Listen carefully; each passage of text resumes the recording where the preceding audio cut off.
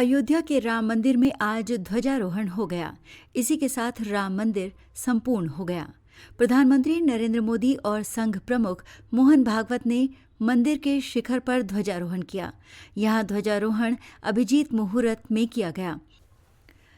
इस दौरान प्रधानमंत्री मोदी ने धर्म ध्वज को हाथ जोड़कर प्रणाम किया। उन्होंने अपने संबोधन में कहा कि आज सदियों के घाव भर गए हैं। प्रधानमंत्री मोदी ने अपने संबोधन में कहा, आज संपूर्ण भारत और संपूर्ण विश्व राममय है। राम भक्त के हृदय में आज अद्वितीय संतोष है, अपार अलौकिक आनंद है। सदियों के घाव भर रहे हैं। सदियों की वेदना आज विराम पा रही है। सदियों का संकल्प आज सिद्धि को प्राप्त हो रहा है। आज उसी यज्ञ की पूर्णाहुति है जिसकी अग्नि 500 साल तक प्रज्वलित रही। जो यज्ञ एक पल भी आस्था से डिगा नहीं, एक पल भी विश्वास से टूटा नहीं। प्रधानमंत्री मोदी ने कहा कि आज भगवान के गर्भगृह की ऊर्जा, ये धर्म ध्वजा केवल ध्वजा नहीं, ये भारतीय सभ्यता के पुनर्जागरण का प्रतीक है। इसका भगवा रंग, इस पर रचित सूर्यवंश की ख्याति, कोविदार वृक्ष सूर्य राम राज्य का प्रतीक है। ये ध्वज संकल्प है, ये ध्वज सफलता है, संघर्ष से सृजन की गाथा है, सदियों से चले आ रहे संघर्ष का साकार स्वरूप है, संतों की साधना और समाज की सहभागिता की सार्थक परिणति है। आने वाले सदियों तक प्रभु राम के आदर्शों का उद्घोष करेगा। डेमोक्रेसी हमारे डीएनए में है। पीएम मोदी। प्रधानमंत्री मोदी ने कहा कि सबसे बड़ा दुर्भाग्य ये है कि मैकाले का असर बहुत ज़्यादा था। हमें आज़ादी तो मिल गई, लेकिन हम हीन भावना से आज़ाद नहीं हुए।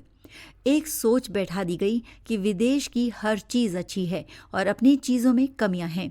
इसी गुलामी की सोच की वजह से हमने विदेश से डेमोक्रेसी ली। हमारा संविधान भी विदेशी देशों से प्रेरित है, जबकि सच्चाई ये है कि भारत डेमोक्रेसी की जननी है। डेमोक्रेसी हमारे डीएनए में है। गुलामी के कारण भगवान राम को किया काल्पनिक घोषित।